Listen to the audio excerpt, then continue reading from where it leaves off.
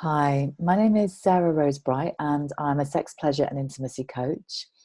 And today I want to share with you a very personal story about my journey from healing from having a prolapse. Now, this happened nearly a couple of years ago now, and I'd heard about prolapse. My mum had had one, and she was one of the women who had the vaginal mesh, which is now being banned in many countries, thank goodness. My mum's actually not had any problems with it, but absolutely it's something that's caused a huge amount of problems for so many women. And with the prolapse, I just knew it was something that happened to women, but I really didn't know a huge amount about it. And then when it happened to me, and I started to do some research, I was stunned at how common it is, but also how preventable it is. And so I'm going to share with you in this video my story of my prolapse healing. And I've learned so much from this that I'm going to share a second video around lifestyle and exercise tips to help you to heal from or avoid a prolapse. And then as a sex coach, there's certain, I'm going to share with you around sex after prolapse, because I think that's a massive area that's really not talked about hugely. So let's just look at what prolapse is. So prolapse is where one or more of the organs starts to drop. So for women, that's the bladder, the uterus, or the rectum, and they start to slide into the vaginal canal. The statistics are that around 1 in 3 women, there's varying statistics, but 1 in 3 women will have a prolapse at some time in their life. And when we're looking at certain demographic slices, like after childbirth and over 50s, and that can rise to up to 50% of women. And so it's ever so common, and there's different levels of prolapse. So a level 1 prolapse is like a mild prolapse, all the way through to a level 4 prolapse. So for example, a level 4 prolapse is an organ would actually start to fall outside of the vaginal canal, down through the vaginal canal and outside of the body. And so it's ever so common, you know, as I start to talk about it more and more women are coming up to me, often privately, and sharing their experiences of prolapse, and stories that have actually made me cry, because of the aloneness and the shame and the fear that women are experiencing. So one of the reasons that I want to share this video and share my story is to bring it out of the corners, out of the shadows, to say this is something that is happening to women. And just because it's happening a lot, and it's become normalized on some level, but actually just because it's normal doesn't mean it's natural. And actually there's a lot we can do to avoid having a prolapse in the first place. And then when we have one, there's a huge amount we can do in terms of healing. And I had I've done so much study and research around this, that I just wanted to share all the gems that I've discovered, and hopefully this can help you as well. And just to look at some of the causes of prolapse. So common causes are childbirth and in the postpartum period, when at menopause, when our estrogen lowers, chronic constipation and straining on the toilet can be part of it. A big reason, persistent coughing and persistent heavy lifting. So it's things where it's like bearing pressure down onto the pelvic floor, but we're not working our pelvic floor to its optimum to ensure that pressure doesn't create strain and cause problems. So, what happened for me was I had a weakness there. So many years ago, when I first started on my sexual journey, I wanted to learn to ejaculate. You may have heard of female ejaculation. And in the book at the time, in female ejaculation, it talked about learning to ejaculate, and it used the words bearing down.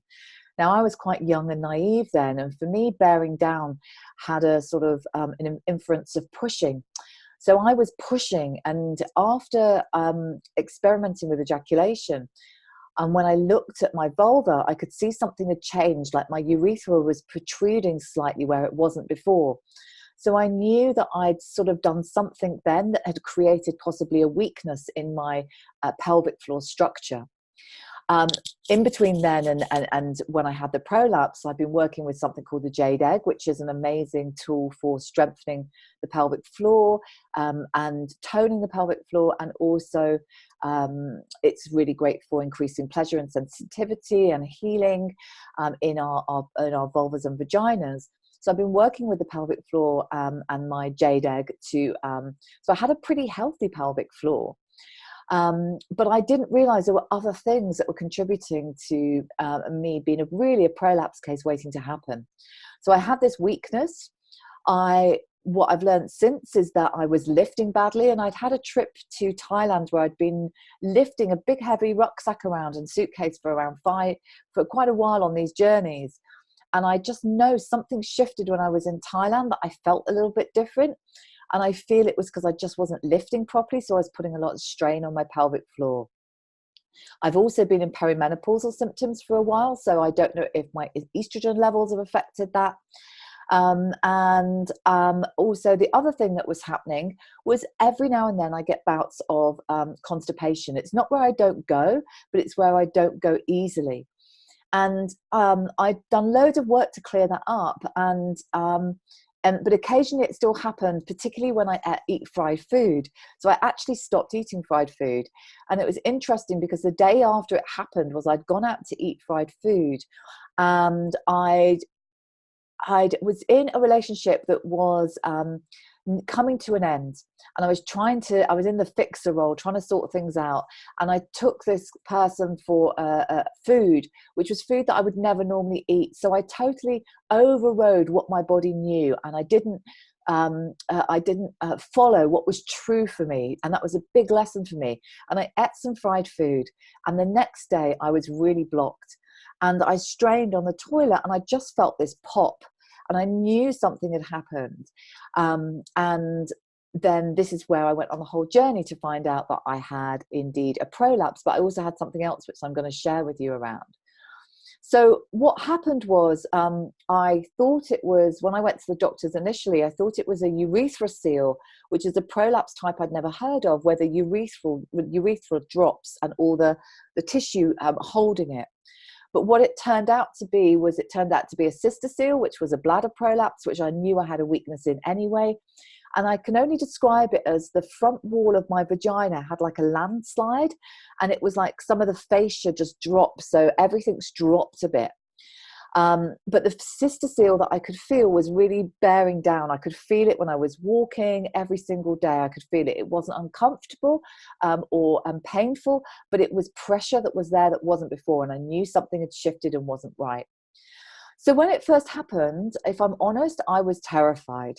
The feeling of your organs dropping was just absolutely terrifying. And it was like I was so scared to do anything in case I made it worse.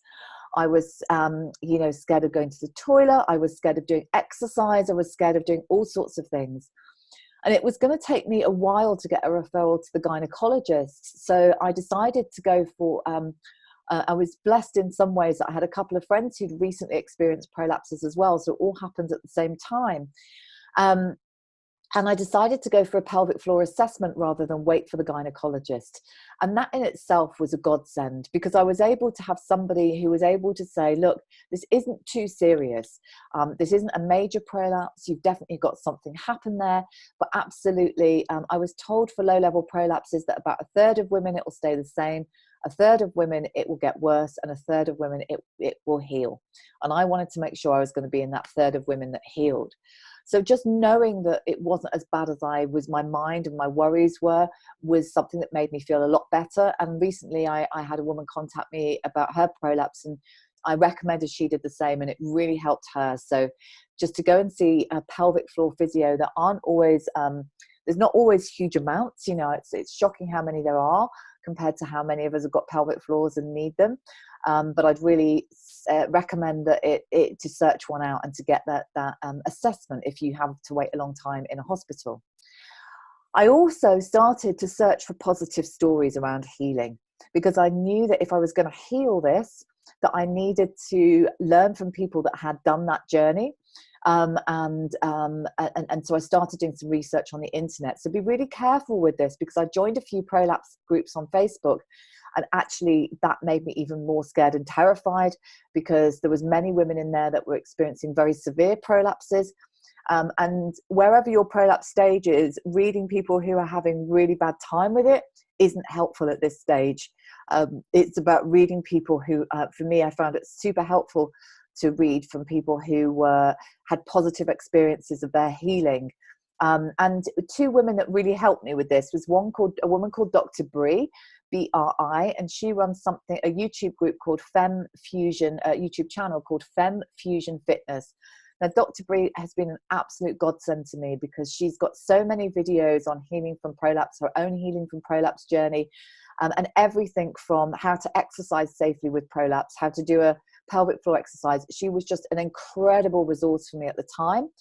And also a woman called Kimberly Ann Johnson, who is an amazing sexologist and teacher. She does a lot of work with, she's written a book called The Fourth Trimester, about women postpartum.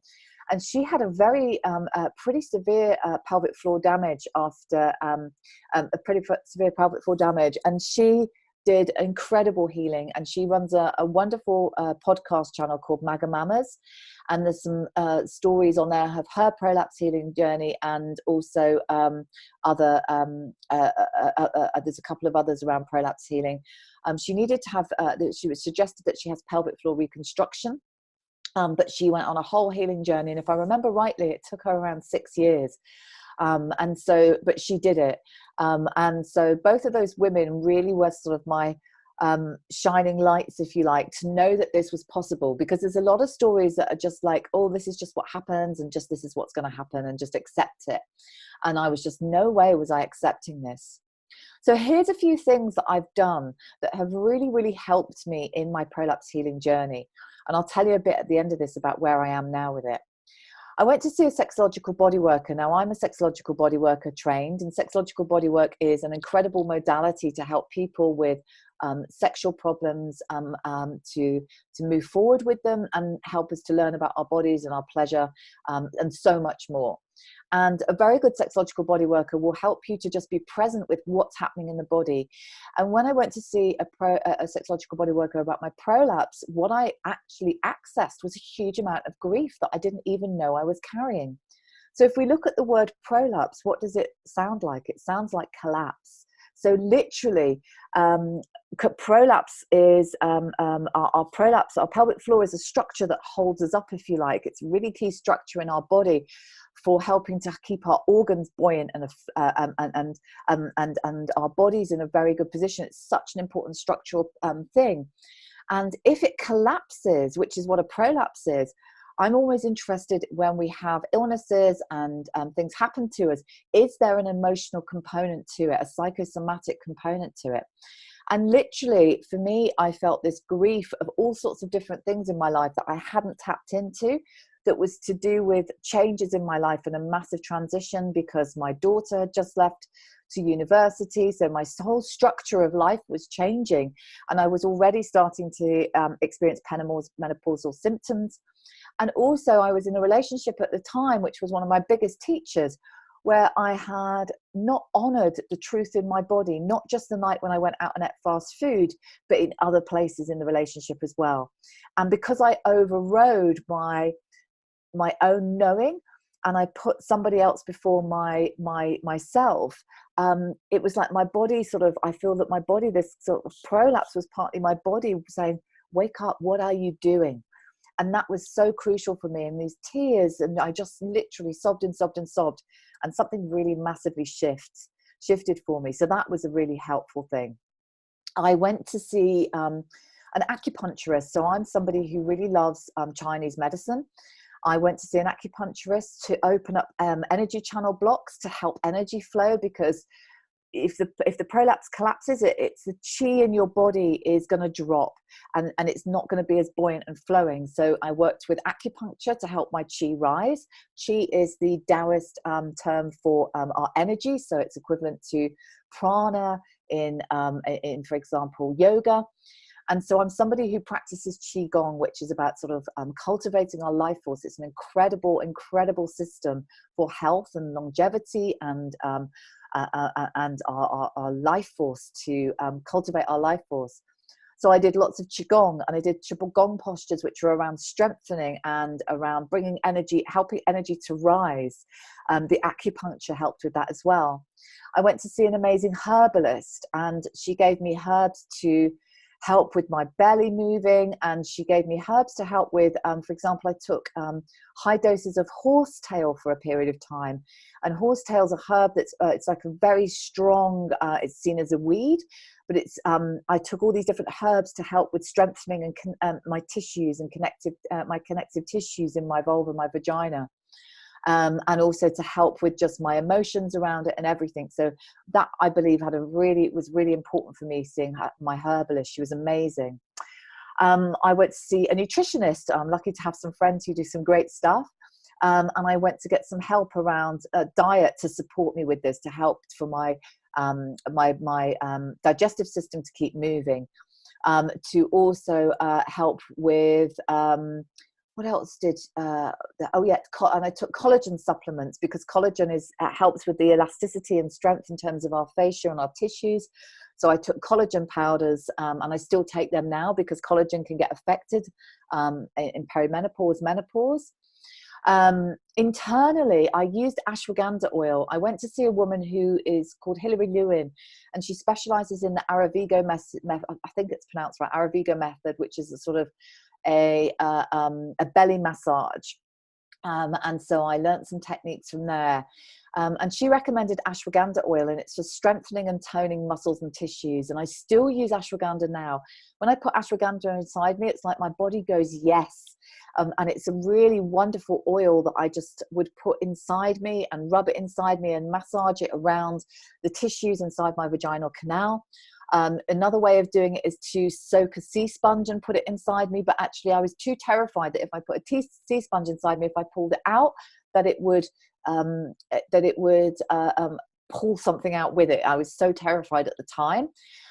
So I just found it helped with fingers, but you could get a Tampax. And obviously with the Tampax, I always recommend totally naturally made Tampaxes, or a piece of cloth, soak it with ashwagandha oil and leave it inside for some time. And yes, the organic lube brands do a really good vaginal moisturizing product called VM. That's another one that I've used and still use. I also did vaginal steaming. There's loads of information on vaginal steaming on the internet. I have a friend, Catherine Hale, and she is wonderful at her website's a massively wonderful resource for what vaginal steaming is. But it's basically heating up herbs, which you then sit under. And you can get a special stool for vaginal steaming, but I just used a Pyrex bowl, which I sat in the toilet because I didn't have a stool. And again, the steaming helps just to create circulation and in the vaginal canal, and circulation is so good, because what I noticed is when these things happen, women have a tendency to not go to this area of their bodies. They're scared of it, but actually this is the time when our bodies need so much love and attention. So obviously, and another part of that was doing a lot of self-massage, because self-massage helps to create movement, circulation. And in the Chinese medicine, it's like if we don't have movement, we create stagnation, and from stagnation, we create dis-ease. And that's when we have problems start. So, doing things like pelvic movements and hip circles and things like that, any pelvic movements, but also just self-massage. So massaging all around my pelvis, really all sorts of different types of massage, firm massage, gentle massage, massaging all around my pubic mound, the outside of my vulva, all around my lips, the inner thighs. And then inside, lots of internal massage. And maybe I can do some more videos on some specific moves around that. But any massage is really, really good, because it's creating that flow and circulation. I then I did a pelvic floor routine, which I'll talk a little bit about in the next video. And having some pelvic floor exercises is really important. And it was too much to use my jade egg initially. It was, that again felt too scary.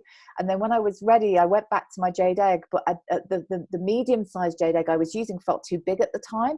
So I swapped to a small rose quartz egg, and I did some work with that, and still do actually. It's actually been really great for that. And so that's helped with my toning and strengthening of the whole area. And also lots of pleasure. Orgasms, pleasure are so good for us. And I'm going to talk about that in the video, which I'm going to do around sex. But you know, again, I totally believe that pleasure and orgasms are part of our own internal medicine cabinet, if you like. And so natural healing. So really great for healing. I've certainly found that. And then also just lifestyle changes around posture and things. So now I'm going to talk about that in the next video. So what I've learned, well, I just want to share to finish off in this video is how I am now is I am so much better. For weeks and months afterwards, I could feel my prolapse on a daily basis, and then it got less and less, and now I rarely ever feel it. The only time I ever feel it is if I have a super, super busy day, and it's which isn't rare because I do build a lot of relaxation. I've really shifted my lifestyle from intense busyness to a lot of relaxation and downtime in my day, so that I'm not 7 in the morning till 10 at night, which I used to be. And so if I have a super busy day where I've not factored in any rest, and it might be that rest looks like 20 minutes, it doesn't have to be massive amounts, but if I don't factor in any rest and I push myself, my prolapse will show up. And I've probably had it happen to me once since the summer, since June when I moved house, I can remember. It really doesn't happen often now. So I really see that, I'm pretty much healed there. And I actually, when it happens now, I welcome it because it's like an indicator that I'm doing too much. And occasionally I have a little bit of incontinence from it, a bit of leaking, but that's got so much better because of my jade egg practices and my pelvic floor routine. And I'm just 100% confident that it's all heading in the direction that I know that it's going to heal. I just really believe that. But what I've learned is, and I just want to finish with this, is you can heal so much of this. Incontinence, prolapses, absolutely there are some stages where, when it's more severe, when it may be that some form of surgery is the only option. However, even if surgery is the way you're going, lots of these things around it may support you. So for example, using herbs, certain types of exercise and different things, lifestyle changes, they're still appropriate. And I think part of it is having a belief that we can do something about it really makes a difference. So that's why it's important to really surround yourself with positive stories of women that have experienced this and made a difference. Second is, don't panic. It's so easy to feel terror and panic. I totally get that. But there's so much that you can do, and seek support and guidance as soon as you can. Watch videos like this. I'll put some links of some stuff below, and go and see a pelvic floor physio, to help you to realize that everything's, that there is things that you can do to maybe give you an initial assessment, to help you just to feel a bit better about the situation, a bit more confident. Thirdly is, it can be so overwhelming, the amount of things that you can do, and there's so much advice out there, that I would say trust your body and its own wisdom and capacity to heal. Our body wants to heal. If we fall over and cut our leg, our body heals. Our body wants to get back to alignment, and what we can do to support it to do that. And so our body has an incredible innate wisdom. And so if we really listen to our bodies, our body will guide us with where we're meant to go. So we might have a choice of 5 things to do, and our body goes, we just feel something intuitively that herbs is something we need to look at, or Chinese medicine might be something we need to look at, or homeopathy, or sexological body work, or we'll just follow your body's guidance. And sometimes it's about just taking the next step and knowing that the next step will unfold from that, the next step will unfold from that. Because at first I was just like, oh my God, there's all these things I have to do. And I had this plan of all these things because I was just like wanting to take control of a situation. where I just had to let nature take its course and do what I could to support it, but I couldn't force anything. And that was another big lesson for me. This was about really surrendering to the experience and allowing the healing rather than pushing and trying to control it. And then finally, it takes time. So just to give yourself time and patience around this, because it's not something that's going to happen overnight. And I believe that there's so many teachings in this experience for us as women. So for example, that I had to just surrender, really listen to my body. All of these things have been amazing teachers that I've really built on, and that have really gifted me so many fruits in other aspects of my life. It's really been a pivotal gift in my life. Actually, at first it felt terrifying, but now the gift of how my life has changed in different ways because of my prolapse, I'm so grateful for this experience. Just allowing it the time it takes, and really trusting and listening to your body. So thank you so much for listening. That's my first part installment to this. So I'm going to do a second video, which is you can look at now, which is around tips around exercise and lifestyle that will really contribute to your prolapse healing, or help you to avoid one if you're watching one because you're curious as to how to what it is and how to look after your pelvic floor. And then I'll do another video around sex and pleasure, which you'll be able to look at as well now. So thank you so much. Please feel free to post any questions or comments about this video. I'll put some links below of some of the things that I've mentioned, and I will check back time and time again and have a look, and really wishing you well if this is something you're healing, really wishing you well in your healing journey. So thank you so much for watching. Enjoy your day.